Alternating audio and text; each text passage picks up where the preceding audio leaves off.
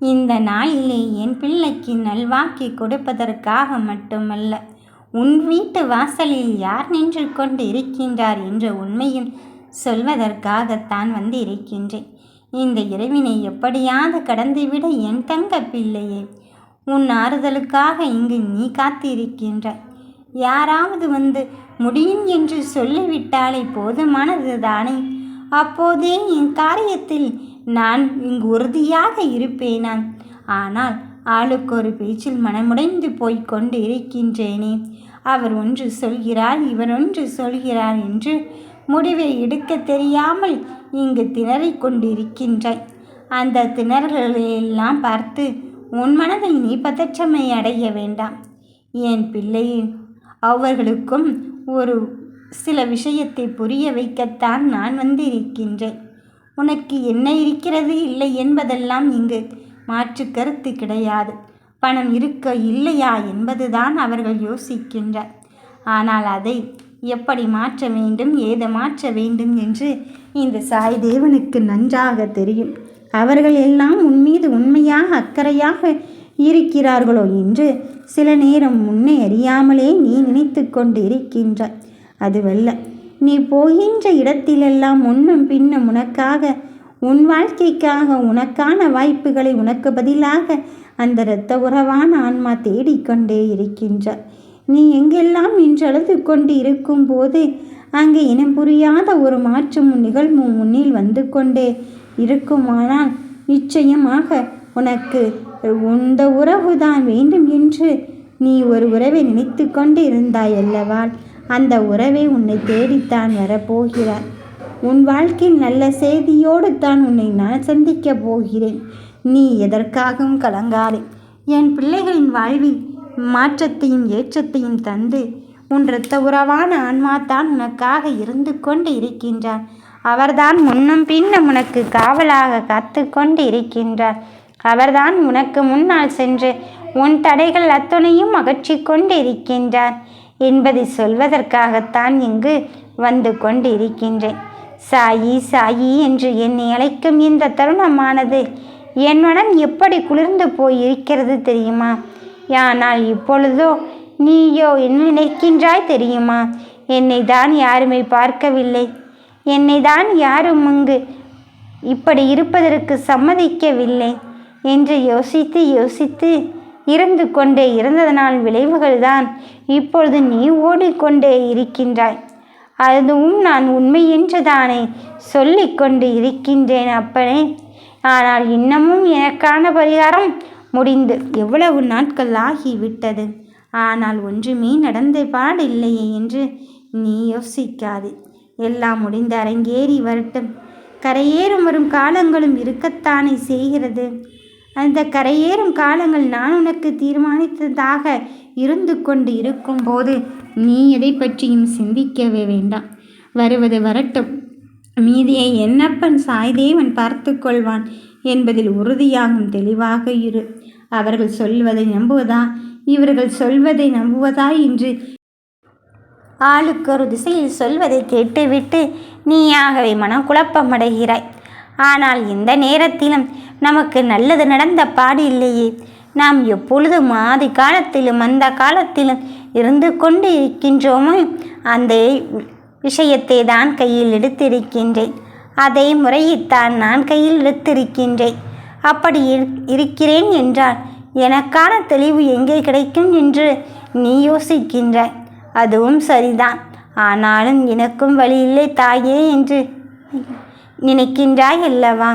அந்த நினைக்கின்ற தருணத்திற்கு நான் எப்படியெல்லாம் இங்கு சரி செய்ய காத்திருக்க வேண்டுமோ அப்படியெல்லாம் சரி செய்வதற்கான நிலையை உருவாக்கிவிட்டுத்தான் வந்து இருக்கின்றேன். இதோ உன் உயிரானவர், உன்னை நேசித்தவர் உன் கரம்பத்தான் பற்றம் போகிறார். யாருமில்லை பேச்சுக்கே இனி இடமே கிடையாது.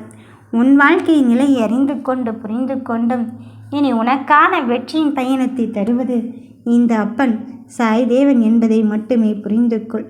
உன் துணையை பற்றி தானே யோசிக்கின்றாய். அவர் வருவாரா மாட்டாரா என்று தானே நினைத்து கொண்டு இருக்கின்றாய். நிச்சயமாக வருவார். உன்னை புரிந்து கொள்ளும் தருணம் வெகு தொலைவில் இல்லை. இதோ கூடிய விரைவிலே வந்துவிட்டது.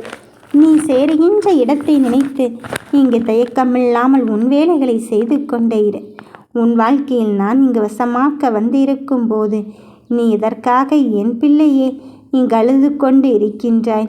நீ நினைத்ததை விட உன் வாழ்க்கையின் சிறப்பான ஒன்றை உன் கையிலே கொடுத்து நான் நம்ப முடியாத அதிர்ஷ்டத்தையும் பேரதிர்ஷ்டத்தையும் தருவதற்காக அல்லவா இப்பொழுது இந்த சாய்தேவன் வந்து இருக்கின்றேன். எதை நினைத்து என் பிள்ளை அழுது கொண்டு இருக்கின்றாய்? இதற்காக என் பிள்ளைகள் இங்கு வருத்தப்பட்டு கொண்டு இருக்கின்றார்கள். இதுவும் கடந்து போகத்தான் போகிறது. இந்த நிலையும் நான் உனக்காக இங்கு மாற்றியமைக்கத்தான் போகிறேன். இனி நீ நினைப்பதை நான் நடத்தியே தீருவேன்.